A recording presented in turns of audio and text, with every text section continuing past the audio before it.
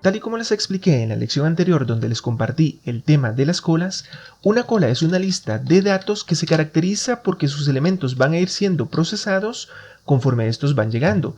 Primero se va a procesar el 1, luego el 2 y así sucesivamente hasta llegar a los últimos. Si por el contrario aquí llegó primero el 8 y por aquí llegó el 2, entonces se va a procesar primero el 8 y el 2 se va a dejar para ser procesado entre los últimos. Las pilas son justo lo opuesto.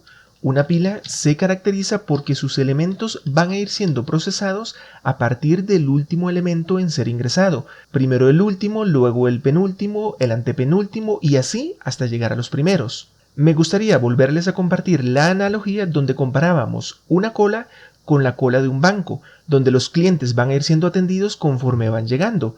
Los primeros clientes van a ser los primeros en ser atendidos. Mientras que en el caso de las pilas podemos asemejarlo a una pila de platos. Cuando yo necesito un plato, no voy a tomar los platos de abajo que fueron los primeros en ser puestos, sino que voy a tomar de entre los platos de arriba hasta llegar a los primeros. Entonces podemos decir que las colas y las pilas se distinguen principalmente en el orden en que tratan sus elementos. Tras haber aclarado esto, podemos proceder a crear nuestra primer pila. Para crear la primer pila, lo primero que tenemos que hacer es incluir la librería stack. Stack significa en inglés pila. Ahora vamos a proceder a declarar esa primer pila. Lo hacemos utilizando la palabra reservada stack primero, que nos va a indicar que lo que viene a continuación es la pila.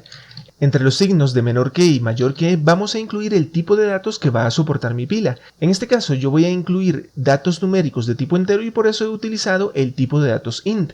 Para finalizar vamos a incluir el nombre identificador de nuestra pila. En este caso le voy a poner el nombre pila para que sea más intuitivo, pero pueden dejarle el nombre que ustedes prefieran. Acabamos de crear la primer pila, pero por ahora esta pila está vacía. Para incluir dentro de ella algunos datos vamos a hacer esto. Pila.push. Esta es la función que nos sirve para ingresar datos dentro de la pila. Dentro de los paréntesis de push vamos a incluir algún número. Primero voy a incluir el 35. Pila.push. Ahora voy a incluir el 40. Pila.push. Vamos a incluir ahora el número 20. Voy a incluir dos datos más. Pila.push. El 3. Y para finalizar podemos dejarlo en pila.push 10. Ahora mi pila contiene estos 5 números. La pregunta es, ¿cómo hago para visualizar esos 5 números por pantalla? Recordarán ustedes que cuando utilizábamos un arreglo, lo que hacíamos es primero declararlo, y si yo deseaba incluir en la casilla 5 algún dato, entonces colocaba su índice entre paréntesis cuadrados y colocaba el dato, por ejemplo el número 80. Cuando yo quería consultarlo con ayuda de code, volvía a hacer lo mismo, arreglo, el número de índice que es el 5 y lo dejábamos así. Pero en el caso de las colas y las pilas no existen los índices y esta es una característica importante para su uso. Entonces lo que vamos a hacer es eliminar estas 3 líneas y vamos a hacer lo siguiente para imprimir por pantalla alguno de estos números. Pila.top. La función top es la que se encarga de visualizar un elemento, pero recuérdense que habíamos mencionado anteriormente en la explicación previa que yo únicamente voy a poder acceder al último número que fue puesto. Este es el 10. Yo no puedo ver ninguno de los otros elementos centrales ni el primer elemento que fue puesto, únicamente este último elemento. De hecho, top significa superior, alto, algo que está en la cima de nuestra pila. Operador de inserción en L punto y coma. Con esto, por ahora, voy a poder imprimir ese 10. Tras haberlo compilado, vamos a ejecutarlo y comprobar que ese 10 está justo como yo lo quería. La pregunta es, ¿cómo hago ahora entonces para poder visualizar todos estos otros elementos? Si yo copiara esta sentencia y la pego 4 o 5 veces, lo único que voy a lograr es obtener varias veces el número 10, porque todavía no he eliminado ese dato. Para poder visualizar los otros datos tengo que deshacerme primero de ese elemento que está en la cima. Para deshacerme de este elemento la verdad es que es bastante sencillo, únicamente tengo que colocar pila.pop y pop sirve para eliminar ese dato. Sería quizá más intuitivo si en lugar de llamarse pop se llamara delete, pero la función delete no forma parte de las pilas. Pop es la función que se encarga de eliminar el dato. Como ya acabo de eliminar ese primer dato, entonces si yo copio estas 2 líneas y las pego, vamos a poder visualizar y eliminar el segundo dato. Voy a hacer esto un total de 4 veces más para que sea en total 5. Ahora sí podemos compilar y verificar que la lista entera de mi pila se está imprimiendo tal y como yo lo deseaba.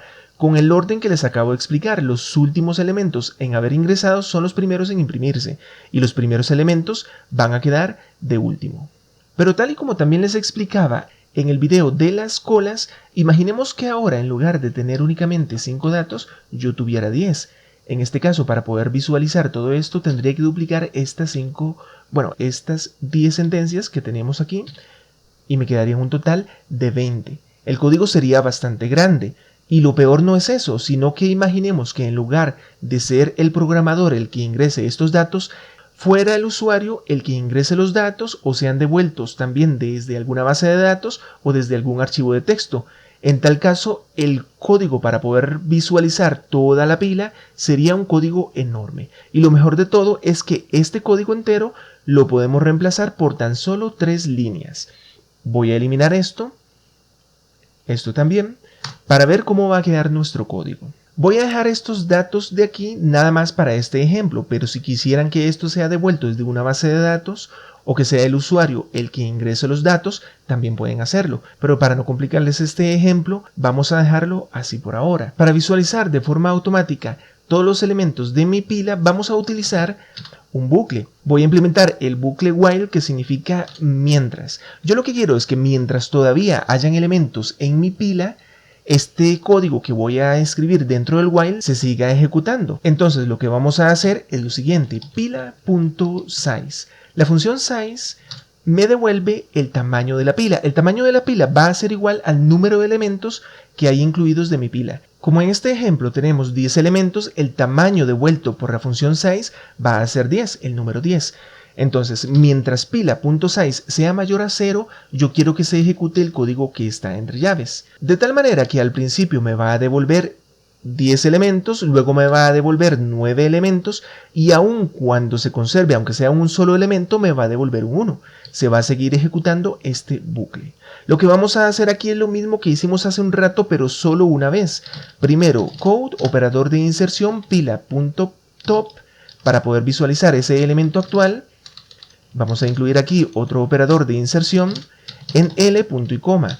Ahora vamos a escribir pila.pop. Esto es para deshacernos del elemento actual y poder proceder en la siguiente vuelta de este bucle con el siguiente elemento.